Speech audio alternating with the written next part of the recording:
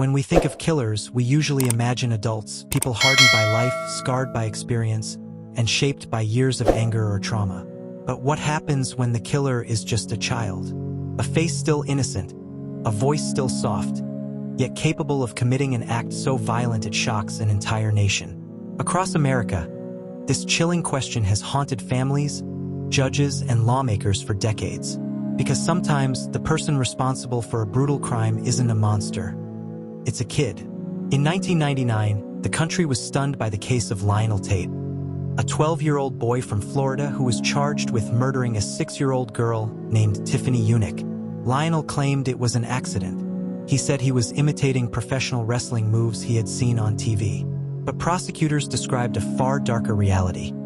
The girl had a fractured skull, broken ribs, and massive internal injuries.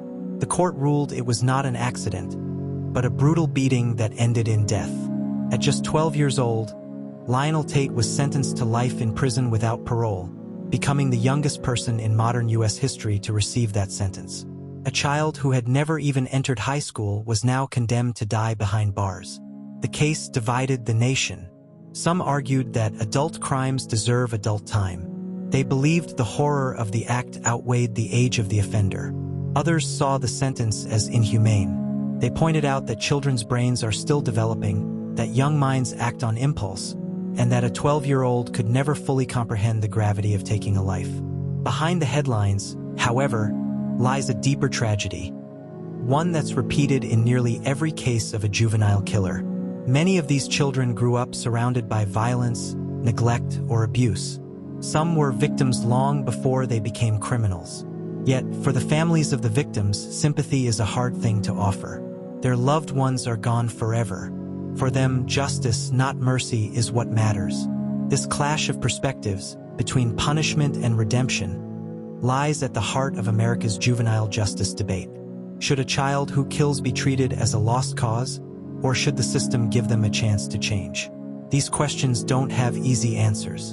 And the more you learn about these cases, the more complicated the truth becomes. Because sometimes the most disturbing thing about a true crime story isn't who killed. It's how young they were when they did it. What makes a child kill? Is it evil, environment, or something buried deep within the human mind that even science struggles to explain? When a child commits murder, the world demands an answer, and psychology tries to provide one. Studies reveal that the adolescent brain is still under construction. The prefrontal cortex, the part responsible for reasoning, judgment, and impulse control, doesn't fully mature until the mid-20s. This means children often act before they think, driven by emotion, fear, or panic rather than logic or foresight. But when the result is death, that distinction becomes difficult for society to accept. One of the most haunting examples of this came from Jacksonville, Florida in 1998. A 14-year-old boy named Joshua Phillips killed his 8-year-old neighbor, Maddie Clifton. Her disappearance sparked a massive community search. For days, no one could imagine what had happened, until Joshua's mother discovered the unthinkable. Maddie's body hidden under her son's bed. Joshua later claimed it was an accident, saying he had struck her with a baseball bat and panicked. But the brutality of the scene told a darker story. The court didn't see a frightened boy, it saw a killer. He was tried as an adult and sentenced to life in prison without parole. Psychologists who studied Joshua's case argued that his mind operated out of fear and immaturity, not premeditated evil. He didn't know how to respond to his mistake, and instead of seeking help, he tried to hide it. An irrational reaction common among children, but with deadly consequences. Cases like his highlight the tension between psychological reality and legal responsibility. How much should age excuse a crime? If a child cannot fully understand the permanence of death, can they truly possess the intent to murder? For prosecutors, the answer is simple. The law exists to protect victims, not to excuse killers. If you're old enough to take a life, they argue, you're old enough to face the consequences. But advocates for reform see it differently. They believe many of these children can be rehabilitated, that they are products of their environments, victims of neglect, violence, or untreated mental illness. They see not monsters, but lost souls who were never given the tools to make better choices. Science supports this view. Studies in neuroscience and psychology have proven that young offenders are more likely to reform than adults, especially when given counseling, education, and rehabilitation instead of permanent punishment. Yet in courtrooms across America, the line between justice and mercy remains razor-thin. Two children can commit similar crimes, but their fates often depend on where they live, the politics of the state, and the emotions of a single judge or jury. The mind of a child killer is a dark and complex place, filled with confusion, fear, and tragedy. And while the reasons may vary, the outcome is always the same: a life lost and another life forever changed. Don't forget to like, comment, and subscribe. Hit the notification bell. For decades, America's justice system treated young killers the same way it treated adults: firmly, harshly, and without hesitation. The philosophy was simple: if you can take a life, you can face a life sentence. But as science evolved and public outrage grew, the nation began to question whether the law had gone too far. In 2005, the U.S. Supreme Court made a groundbreaking decision in Roper v. Simmons. The case involved Christopher Simmons, a 17-year-old from Missouri who was sentenced to death for a brutal murder. Simmons had planned the crime and even bragged that his age would protect him from serious punishment. But the court ruled that executing minors violated the Eighth Amendment's ban on cruel and unusual punishment. It was the first major acknowledgement that children are fundamentally different from adults: less mature, more impulsive, and more capable of change. That ruling saved dozens of young offenders from death row. Yet, thousands still faced life without parole, a sentence many called a slow death. Then came another landmark case in 2012, Miller v. Alabama. The court ruled that mandatory life sentences for juveniles were unconstitutional, stating that judges must consider a child's background, maturity, and potential for rehabilitation before deciding their fate. This ruling gave hope to inmates who had spent decades behind bars for crimes committed as teenagers. Some were granted parole, others had their sentences reduced. And for the first time, the justice system began to openly question whether permanent punishment for children was truly justice or revenge. But the decisions also sparked outrage. Victims' families felt betrayed, believing their pain was being dismissed. "Our loved ones never got a second chance," one grieving mother said. "Why should their killers?" The debate split the nation in two. On one side were reformers, advocates, psychologists, and lawmakers who believed that no child should ever be written off completely. On the other were traditionalists, who saw leniency as dangerous, a message that crime could be excused if committed by someone young enough. Even today, states interpret these rulings differently. Some now allow parole hearings after 15 or 25 years. Others continue to uphold life sentences. The system remains inconsistent, leaving the fate of juvenile offenders to the politics and attitudes of local courts. At its core, the controversy over juvenile life sentences is more than a legal issue, it's a moral one. Can society forgive a child who kills? Should punishment reflect the crime or the capacity for redemption? The courtroom has become a battleground where science, ethics, and grief collide. And as each case unfolds, America finds itself asking the same haunting question: what does justice mean when the killer is still a kid?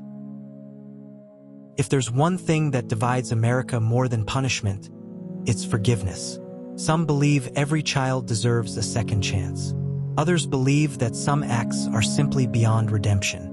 For young offenders serving life sentences, that line can mean the difference between freedom and forever.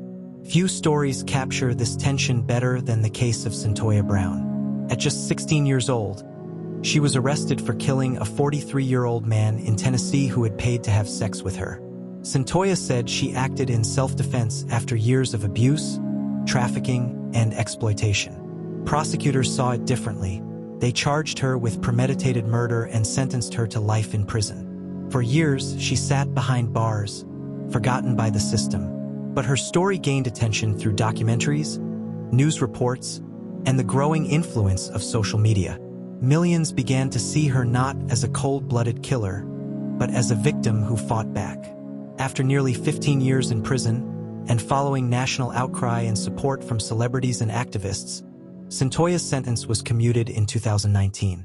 Today, she's a free woman, college-educated, and an advocate for juvenile justice reform. Her story stands as proof that some young offenders can change, that they can rise above their past and become forces for good. But not every case ends in redemption. In Michigan, a 15-year-old named Ethan Crumbley opened fire at Oxford High School in 2021, killing 4 classmates and injuring several others. Unlike many before him, Ethan showed clear planning and intent. His journal entries, messages, and internet searches revealed a chilling fascination with violence. Prosecutors charged him as an adult, and in 2023, he became the first American school shooter his age to receive a life sentence without parole. His case reignited the national debate. Should mental health struggles, bullying, or parental neglect excuse a crime so deliberate? Or does society have a duty to protect itself, even from its youngest members? The stories of Cyntoia Brown and Ethan Crumbley stand on opposite ends of the same moral scale. One symbolizes hope and rehabilitation. The other, devastation and finality. Both force us to confront the uncomfortable truth that children, too, are capable of darkness, and that redemption, while possible, is never guaranteed. For every success story like Cyntoia's, there's another tragedy like Ethan's. Each case challenges the idea of justice and forces us to ask, can a child who kills ever truly be forgiven? America's juvenile justice system continues to wrestle with that question. And as long as young people continue to commit unthinkable crimes, society will be forced to choose between compassion and accountability. The question has echoed through courtrooms, classrooms, and living rooms across America for decades. Are kids too young to kill or too dangerous to save?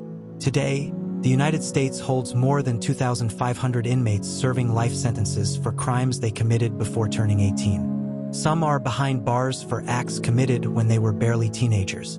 Each of their stories is a complex mixture of tragedy, violence, and regret. For some, prison became a place of transformation. Years of counseling, education, and reflection turned them into advocates, mentors, or simply people desperate to make amends. For others, prison became a cage that hardened them, proof that not everyone can be redeemed. In recent years, the movement for juvenile justice reform has gained momentum. Advocates are pushing for what they call second look laws, which allow juvenile lifers to be considered for parole after serving 15 or 20 years. Their message is simple. A person who was a child at the time of their crime should not be judged by the same standard forever. They believe in the science that shows how the brain changes, how maturity grows, and how empathy can be learned. But opponents see it differently. To them, justice means accountability. They argue that no amount of time or change can undo the suffering of the victims or heal the pain of the families left behind. For them, life without parole isn't cruelty. It's fairness. It's the price of taking a life. Both sides have truth on their side, and that's what makes this debate so deeply human and so deeply painful. What does it mean to forgive a child who kills? Does forgiveness erase the crime? Or does it simply acknowledge that a single, horrific act shouldn't define an entire lifetime? Every case tells a different story. Every decision leaves a mark. And every verdict, whether it grants mercy or delivers punishment, says something about who we are as a society. Perhaps justice isn't about choosing between punishment and forgiveness. Perhaps it's about finding balance, recognizing the pain of victims while still believing in the possibility of change. The truth is, there's no easy answer. Some kids really are too young to kill. Others, heartbreakingly, prove that evil doesn't wait to grow up. As America continues to grapple with this moral and legal question, one thing is certain. Every time a child commits murder, it forces us to look not only at them, but at ourselves. Because in the end, how we treat the youngest among us, especially the broken ones, may be the clearest reflection of who we truly are.